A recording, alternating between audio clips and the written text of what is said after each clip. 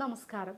ജീവിതശൈലി രോഗമായ പ്രമേഹം അല്ലെങ്കിൽ ഡയബറ്റിസ് ഉള്ള ആൾക്കാർക്ക് ഒരുപാട് രീതിയിലുള്ള സംശയങ്ങൾ കാണാറുണ്ട്. എന്തൊക്കെ ഭക്ഷണങ്ങൾ കഴിക്കാം, അല്ലെങ്കിൽ ഏതൊക്കെ ഭക്ഷണങ്ങൾ കഴിച്ചാൽ ഷുഗർ കൂടും, എന്തൊക്കെ കഴിച്ചാൽ അവർക്ക് ഷുഗർ കുറക്കാൻ പറ്റും, മധുരം കഴിച്ചുകൊണ്ട് ഷുഗർ കുറക്കാൻ പറ്റുമോ, എല്ലാ രീതിയിലുള്ള മധുരം പൂർണ്ണമായിട്ട് ഒഴിവാക്കേണ്ടതുണ്ടോ, ഏതെങ്കിലും രീതിയിലൊക്കെ നല്ല ഒന്ന് പൂതിയാവുന്ന സമയത്തെങ്കിലും ഒന്ന് കഴിക്കാൻ പറ്റുമോ, ഇങ്ങനെയൊക്കെ പല രീതിയിലും നമ്മളോട് പേഷ്യൻസ് വന്നിട്ട് ചോദിക്കാറുണ്ട്. നമ്മൾ ഇങ്ങനത്തെ കാര്യങ്ങൾക്ക് കുറച്ച് ഉത്തരങ്ങളുമായിട്ടാണ് ഇന്ന് ഞാൻ ഈ വീഡിയോയിൽ വന്നത്. ഞാൻ ഡോക്ടർ ആഫിയല്ലോ, സീനിയർ കൺസൾട്ടൻറ്റ്, ഡോക്ടർ ബാസസ് ഹോമിയോ ഹോസ്പിറ്റൽ, പാണ്ടിക്കാട്, മലപ്പുറം ജില്ല. ഡയബറ്റിസ് പ്രധാനമായിട്ടും രണ്ട് രീതിയിലാണ് നമ്മൾ പറയുന്നത്. ടൈപ്പ് 1 ഡയബറ്റിസും ടൈപ്പ് 2 ഡയബറ്റിസും. ടൈപ്പ് 1 ഡയബറ്റിസ് ജനിതകപരമായിട്ടുള്ളത് കൊണ്ട് തന്നെ നമുക്കതിൽ ഒരുപാട് റോളൊന്നും ചെയ്യാനില്ല. നമുക്ക് കുറച്ച് കാര്യങ്ങളൊക്കെ ശ്രദ്ധിച്ചുകൊണ്ട് അവരുടെ ജീവിതശൈലി നമുക്കൊന്നിങ്ങനെ മാറ്റി കൊടുക്കുകയാണെങ്കിൽ അവർക്ക് ബുദ്ധിമുട്ടില്ലാത്ത രീതിയിലേക്ക് പോകാമെന്ന് മാത്രം. അവിടെ കംപ്ലീറ്റ് ഇൻസുലിൻ ആബ്സൻസ് ആയിട്ട് അല്ലെങ്കിൽ ഡെഫിഷ്യൻ്റ് ആയിട്ടാണ് കാണിക്കുന്നത്. ടൈപ്പ് 2 ഡയബറ്റിസ് എന്ന് നമ്മൾ പറയുന്നത് തന്നെ പ്രധാനമായിട്ടും ജീവിതശൈലി രോഗത്തിൻ്റെ ഭാഗമായി കൊണ്ട് വരുന്നതാണ്. ഇതിൽ നമ്മൾ ഭക്ഷണത്തിൽ കുറച്ച് കാര്യങ്ങൾ ശ്രദ്ധിക്കുക, നമ്മുടെ ജീവിതശൈലിയിൽ കുറച്ച് മോഡിഫിക്കേഷൻസ് വരിക, അല്ലെങ്കിൽ കുറച്ച് മാറ്റങ്ങൾ വരുത്തുക, കുറച്ച് റെഗുലറായിട്ട് വ്യായാമങ്ങളും കാര്യങ്ങളും ചെയ്യുമ്പോൾ ടൈപ്പ് 2 ഡയബറ്റിസ് നമുക്ക് പൂർണ്ണമായിട്ടും കൺട്രോൾ ചെയ്ത് കൊണ്ടുപോകാൻ പറ്റും. ഒരിക്കൽ ഒരു ഡയബറ്റിസ് നമ്മൾ കൺഫേം ചെയ്തു, അല്ലെങ്കിൽ നമ്മളൊരു ഡയബറ്റിക് രോഗി ആയി എന്ന് പറയുന്നത് കൂടി തന്നെ കുറേ രീതിയിലുള്ള മിഥ്യാധാരണകൾ പേഷ്യൻസിൻ്റെ ഇടയിൽ കാണാറുണ്ട്. പൂർണ്ണമായിട്ടും ഭക്ഷണം ഒഴിവാക്കുക, അല്ലെങ്കിൽ പട്ടിണി കിടക്കുക, അല്ലെങ്കിൽ പഞ്ചസാര ചായയിൽ മാത്രം ഒഴിവാക്കിക്കൊണ്ട് ബാക്കി രീതിയിലുള്ള ഭക്ഷണങ്ങളിലൊക്കെ പഞ്ചസാര അല്ലെങ്കിൽ മധുര പലഹാരങ്ങൾ കൂടുതലായിട്ട് എടുക്കുക, ഈ രീതിയിലൊക്കെ കാണിക്കാറുണ്ട്. പക്ഷേ ഇങ്ങനെയൊന്നും ചെയ്യാൻ പാടില്ല. കൃത്യമായിട്ട് നമ്മൾ കുറച്ച് കാര്യങ്ങൾ അറിഞ്ഞിരുന്നാൽ നമ്മൾ എന്തൊക്കെ കാര്യങ്ങൾ കൺട്രോൾ ചെയ്ത് പോവുകയാണെങ്കിൽ നമുക്ക് ഡയബറ്റിസ് കൺട്രോൾ ചെയ്ത് പോകാൻ പറ്റും, അല്ലെങ്കിൽ ബ്ലഡിൽ ഒരുപാട് ഇതിൻ്റെ ലെവൽ ഷുഗർ കൂടാതെ നമുക്ക് എങ്ങനെ കൊണ്ടുപോകാൻ പറ്റും എന്നുള്ളത് നോക്കാം. പ്രധാനമായിട്ട് ഇവർ അറിഞ്ഞിരിക്കേണ്ടത് ഗ്ലൈസെമിക് ഇൻഡെക്സ് എന്നതാണ്. നമ്മൾ കഴിക്കുന്ന ഒരു ഭക്ഷണത്തിൽ എത്രത്തോളം ഗ്ലൈസെമിക് ഇൻഡെക്സ് ഉണ്ടെന്ന് അറിഞ്ഞുകൊണ്ടാണ് ഭക്ഷണങ്ങൾ എടുക്കേണ്ടത്.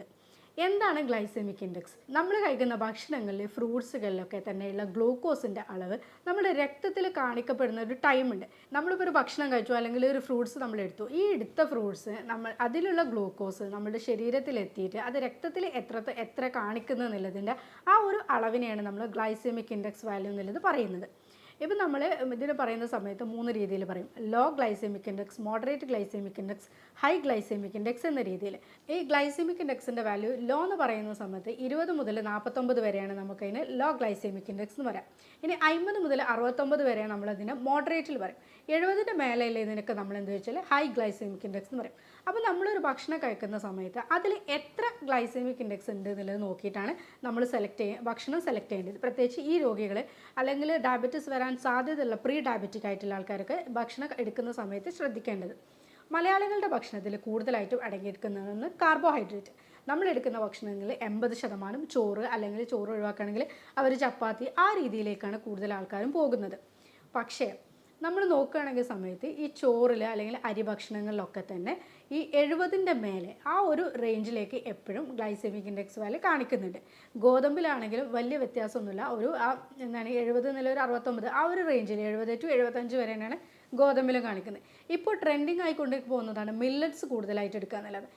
ചോറിനെ അപേക്ഷിച്ച് മില്ലറ്റ്സ് നല്ലതാണെന്ന് നമുക്ക് പറയാം. മില്ലറ്റ്സിൽ നമുക്കതൊരു 64 ആ ഒരു റേഞ്ചിലാണ് കാണിക്കുന്നത്. ഓട്സ് ആണെങ്കിലും ഒരു 65-69ൻ്റെ റേഞ്ചിൽ കാണിക്കുന്നുണ്ട്. അപ്പോൾ നമ്മൾ ചോറ് കൂടുതലായിട്ട് എടുക്കുന്നതിന് പകരം മില്ലറ്റ്സ് ഉപയോഗിച്ചു എന്ന് പറയുമ്പോൾ അതിലൊരു മാറ്റമുണ്ട്. ഈ ഒരു പ്രൊപ്പോർഷനാണ് നമ്മൾ നോക്കേണ്ടത്. ചോറ് ഒരുപാട് നമ്മളൊരു ചോറ് അല്ലെങ്കിൽ ഒരു മൊത്തമായിട്ട് ഒരു പ്ലേറ്റ് ചോറ് എടുക്കുന്നതിന് പകരം കുറച്ച് മില്ലറ്റ്സ് എടുക്കുകയാണെങ്കിൽ നമുക്ക് ആ ഗ്ലൈസെമിക് ഇൻഡെക്സിൻ്റെ വാല്യൂ അവിടെ ഡിഫറൻസിലേ കാണിക്കാം.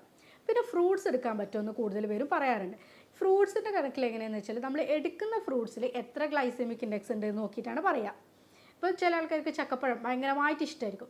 പക്ഷേ ചക്കപ്പഴത്തിൽ 38% ഈ ഗ്ലൈസെമിക് ഇൻഡെക്സ് കാണിക്കുന്നത്.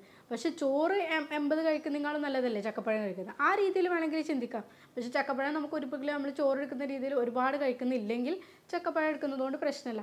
ആ രീതിയിലാണ് നമ്മളിതിൻ്റെ ഒരു പ്രൊപ്പോർഷൻ മനസ്സിലാക്കേണ്ടത്. അങ്ങനെ നോക്കുന്ന സമയത്ത് നമുക്ക് പപ്പായയിലൊക്കെ തന്നെ ആകെ 10% താഴെ പപ്പായയിൽ വരുന്നുള്ളൂ. അതേപോലെ തന്നെ നമ്മൾ ബത്തക്ക, വാട്ടർമെലനിലൊക്കെ നോക്കുകയാണെങ്കിൽ 6%, അവക്കാഡോയിലാകുമ്പോൾ 2% വരും. അപ്പോൾ നമുക്ക് മനസ്സിലാക്കുന്ന എന്താണെന്ന് വെച്ചിട്ടുണ്ടെങ്കിൽ എന്താണോ ഫ്രൂട്ട്സിലുള്ള ഗ്ലൈസെമിക് ഇൻഡെക്സിൻ്റെ അളവ്, ഇത് നോക്കിയിട്ട് നമുക്ക് ഫ്രൂട്ട്സ് സെലക്ട് ചെയ്യുന്നതിന് കുഴപ്പമില്ല. ഓറഞ്ചിലൊരു 9, പിന്നെ അതേപോലെ ഗ്രേപ്സിൽ, മുന്തിരിയിലൊക്കെ ഒരു 16-15. അപ്പോൾ നമ്മൾ ഈ ഫ്രൂട്ട്സ് പൂർണ്ണമായും ഒഴിവാക്കുക എന്നുള്ളതിൽ ഒരു അർത്ഥമില്ല. ഗ്ലൈസെമിക് ഇൻഡെക്സ് കുറവുള്ള ഫ്രൂട്ട്സ് നമ്മൾ എടുക്കുകയാണെങ്കിൽ അത് ഡയബറ്റിക്കാർക്ക് ഒന്നും കൂടി അവരെ ഒരു ക്ഷീണം കാര്യങ്ങൾ കുറക്കാനും അല്ലെങ്കിൽ അവർക്ക് ഒരുപാട് മധുരം പൂർണ്ണമായിട്ട് ഒഴിവാക്കുന്നതിൻ്റെ സമയത്ത് ഈ ചെറിയ രീതിയിലുള്ള കുറച്ച് വാട്ടർ കണ്ടൻറ്റ് കൂടുതലായിട്ട് അടങ്ങിയ വാട്ടർ മെലണും കാര്യങ്ങളൊക്കെ എടുക്കുകയാണെങ്കിൽ നല്ലത് തന്നെയാണ്. ഈ രീതിയിലാണ് നമ്മൾ ചിന്തിക്കേണ്ടത്. നമുക്ക് ആവശ്യമായിട്ടുള്ള എനർജി നമ്മൾ ഏത് രീതിയിലാണോ നമ്മുടെ ശരീരത്തിലേക്ക് എത്തുന്നത് എന്നുള്ളതാണ് മെയിനായിട്ട് നോക്കേണ്ടത്. നമ്മൾ മലയാളികൾ 80% അരി ഭക്ഷണങ്ങൾ അല്ലെങ്കിൽ കാർബോഹൈഡ്രേറ്റിനെ ഡിപ്പെൻഡ് ചെയ്യുന്നു. പ്രോട്ടീനും ഫാറ്റും നമ്മളാകെ 20% വരുന്നുള്ളൂ. ഇതിനെ മാറ്റിക്കൊണ്ട് 50% നമ്മൾ കാർബോഹൈഡ്രേറ്റിൻ്റെ അളവ് കുറക്കുക. നമ്മൾ എടുക്കുന്ന ഭക്ഷണത്തിൽ 50% മാത്രമേ നമ്മൾ കാർബോഹൈഡ്രേറ്റിൽ നിന്നുള്ള ഊർജ്ജം എടുക്കാൻ പാടുള്ളൂ. പിന്നെ നമ്മളൊരു 30-40% പ്രോട്ടീനും പിന്നെ ബാക്കി നമ്മളൊരു ഫാറ്റിലേക്കും പോകുകയാണെങ്കിൽ, ഇങ്ങനെ നമ്മൾ എടുക്കുകയാണെങ്കിൽ നമുക്കൊരു ഹെൽത്തി ലൈഫ് സ്റ്റൈൽ കിട്ടും. അപ്പോൾ അതാണ് നമ്മളിതിൽ ഒന്നുകൂടി ശ്രദ്ധിക്കേണ്ടത്. പ്രോട്ടീനായിക്കൊണ്ട് നമുക്ക് കടലവർഗ്ഗങ്ങൾ, പരിപ്പ് അങ്ങനത്തെ കാര്യങ്ങളൊക്കെ കൂടുതലായിട്ട് എടുക്കാം. മുട്ടൻ്റെ വെള്ള കൂടുതലായിട്ട് എടുക്കുന്നത് നല്ലതാണ്. പിന്നെ അതേപോലെ ഫാറ്റിൽ നമുക്ക് ബദാമോ നട്ട്സോ അങ്ങനെ ഏതെങ്കിലും രീതിയിലുള്ള നട്ട്സ് വർഗ്ഗങ്ങളൊക്കെ എടുക്കുകയാണെങ്കിൽ ഒന്നുകൂടി നല്ലതാണ്. ഗ്ലൂക്കോസിൻ്റെ 0% ആയി നിൽക്കുന്ന ഭക്ഷണങ്ങൾ ഏതൊക്കെയാണെന്ന് നോക്കുകയാണെങ്കിൽ മുട്ട 100% ഗ്ലൂക്കോസ് ഫ്രീ ആണ്. അപ്പോൾ നമുക്കൊരു മുട്ടൻ്റെ വെള്ള എടുക്കുകയാണെങ്കിൽ ഒരു 4-5 മുട്ടൻ്റെ വെള്ള എടുക്കാം. അപ്പോൾ നമുക്ക് എനർജി ആവശ്യത്തിന് കിട്ടുകയും ചെയ്യും. അപ്പോൾ അത് നമുക്ക് പ്രോട്ടീൻ എന്നുള്ള രീതിയിൽ എനർജി കിട്ടുകയും ചെയ്യും. ഗ്ലൂക്കോസിൻ്റെ കണ്ടൻറ്റ് 0 ആണ്. അപ്പോൾ നമുക്ക് അതെടുക്കുന്നതിൽ ഒരു തെറ്റുമില്ല. അതേപോലെ തന്നെയാണ് നമ്മൾ തേങ്ങൻ്റെ ഉപയോഗം. തേങ്ങനെ പറ്റി പറയുകയാണെങ്കിൽ നമ്മൾ കോക്കനട്ട് നമുക്ക് ചിരകിയിട്ട് നമുക്ക് സലാഡുകളിലോ കാര്യങ്ങളൊക്കെ ആയിട്ട് ഉപയോഗിക്കാം. തേങ്ങയിൽ നമ്മൾ നോക്കുകയാണെങ്കിൽ നമുക്ക് ഷുഗറിൻ്റെ അളവ് 0% ആണ്. പക്ഷേ HDL കൊളസ്ട്രോൾ നല്ല രീതിയിലുള്ളതുകൊണ്ട് തന്നെ നമ്മളുടെ ഒരു ഹെൽത്തി ലൈഫ് സ്റ്റൈലിന് നമുക്ക് നല്ല രീതിയിൽ ഹെൽപ്പ് ചെയ്യും. സലാഡുകളിലൊക്കെ തേങ്ങ ചിരവിയിട്ട് നമുക്ക് ജസ്റ്റ് യൂസ് ചെയ്യാം. തേങ്ങയുടെ പാലായിട്ട് ഉപയോഗിക്കാം. ഇങ്ങനെ നമുക്കിത് ഏത് രീതിയിലും ഒരു ദിവസത്തിൽ നമ്മൾ തേങ്ങ നമ്മുടെ ഭക്ഷണത്തിൽ ഉൾപ്പെടുത്തുകയാണെന്നുണ്ടെങ്കിൽ ഡയബറ്റിക്കാർക്ക് അത് നല്ലതാണ്. എനർജി കിട്ടാനും കൂടി അവർക്ക് ഹെൽപ്പ് ചെയ്യും. അതുപോലെ തന്നെയാണ് നെയ്യ്, വെണ്ണ ഇങ്ങനത്തതൊക്കെ നമ്മൾ ഉപയോഗിക്കുകയാണെങ്കിലും പ്രശ്നങ്ങളൊന്നുമില്ല. ഇതിലും ഗ്ലൂക്കോസിൻ്റെ കണ്ടൻറ്റ് 0 തന്നെയാണ് പോകുന്നത്. പിന്നെ HDL എന്നുള്ള കൊളസ്ട്രോൾ നമുക്ക് കൂട്ടാൻ വേണ്ടിയിട്ട് ഹെൽപ്പ് ചെയ്യും. അപ്പോൾ ഹൃദയാരോഗ്യത്തിനും നമ്മുടെ ശരീരത്തിലേക്ക് എനർജി കിട്ടുന്നതിനും ഒക്കെ തന്നെ ഇത് ഹെൽപ്പ് ചെയ്യും. അപ്പോൾ നമ്മളുടെ ശരീരത്തിന് ഇത്ര ഊർജ്ജമാണ് ഒരു ദിവസം വേണ്ടതെന്നുള്ളത്, ആ ഊർജ്ജത്തിൽ നിന്ന് നമ്മളുടെ ഒരു കാർബോഹൈഡ്രേറ്റിൻ്റെ കണ്ടൻറ്റ് പരമാവധി കുറക്കുക, പ്രോട്ടീനും ഫാറ്റ് എന്നുള്ള കണ്ടൻറ്റ് പരമാവധി കൂട്ടുക, വെള്ളത്തിൻ്റെ ഉപയോഗം നല്ല രീതിയിൽ നമ്മൾ എടുക്കുക. കാരണം ശരീരത്തിൽ നമുക്കൊരു 2-3 ലിറ്ററെങ്കിലും വെള്ളം നമ്മൾ എത്തുന്ന രീതിയിലേക്ക് പോവുക. കുറച്ച് നമ്മൾ ഒരു സ്ഥിരമായിട്ട് നമ്മൾ വ്യായാമങ്ങൾ ചെയ്യുക. അത് ഒരുപാട് ഓടുക ചാടുക എന്നുള്ളതിനപ്പുറം നടക്കുകയാണെങ്കിൽ, ചിലർക്ക് നടക്കുന്നതായിരിക്കും കൂടുതൽ ഇഷ്ടം. അങ്ങനെയുള്ള ആൾക്കാർ തന്നെ കൈ നല്ലോണം വീശിയിട്ട് നടക്കാൻ വേണ്ടിയിട്ട് ശ്രദ്ധിക്കുക. ഇനി അല്ലാന്നുണ്ടെങ്കിൽ നമ്മൾ വീട്ടിൽ നിന്ന് നമ്മളുടെ ഓരോ മസിൽസും അനങ്ങുന്ന രീതിയിലെ അല്ലെങ്കിൽ ഓരോ ജോയിൻറ്റ്സിലേക്കും നമ്മൾ എക്സസൈസ് ചെയ്യുന്നത് കിട്ടുന്നുണ്ടെന്നുള്ള രീതിയിലേക്ക് എക്സസൈസും കാര്യങ്ങളും കൂടി ചെയ്യുകയാണെങ്കിൽ നമുക്ക് ഡയബറ്റീസിനൊക്കെ നല്ല രീതിയിൽ തന്നെ കൺട്രോൾ ചെയ്ത് കൊണ്ടുപോകാൻ പറ്റും. പ്രമേഹം വന്ന ആൾക്കാർ ജീവിതകാലം മെഡിസിൻ എടുക്കുക എന്നുള്ളതിനുപരി അവരൊരു കൺട്രോളിലേക്ക് നമ്മുടെ ഭക്ഷണങ്ങളും കാര്യങ്ങളൊക്കെ ശ്രദ്ധിച്ചുകൊണ്ട് നമുക്ക് എന്താണോ എനർജീൻ്റെ ആവശ്യം, ആ ആവശ്യത്തിലേക്ക് എനർജി എടുത്തുകൊണ്ട് ഹെൽത്തി ആയിട്ടുള്ളൊരു ലൈഫ് സ്റ്റൈൽ പോയിക്കൊണ്ട് അതുപോലെ തന്നെ നല്ല രീതിയിൽ വ്യായാമങ്ങൾ ചെയ്തുകൊണ്ട് ഇത്രയും കാര്യങ്ങൾ അവർ ശ്രദ്ധിക്കുകയാണെങ്കിൽ ഡയബറ്റീസ് നമുക്ക് പൂർണ്ണമായിട്ട് നമുക്ക് കൺട്രോൾ ചെയ്തുകൊണ്ട് തന്നെ പോകാൻ പറ്റും.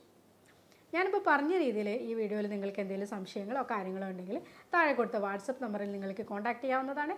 ഞാൻ doctor Afiya Allur, doctor Basil's homeo hospital, Pandikkad, Malappuram ജില്ല.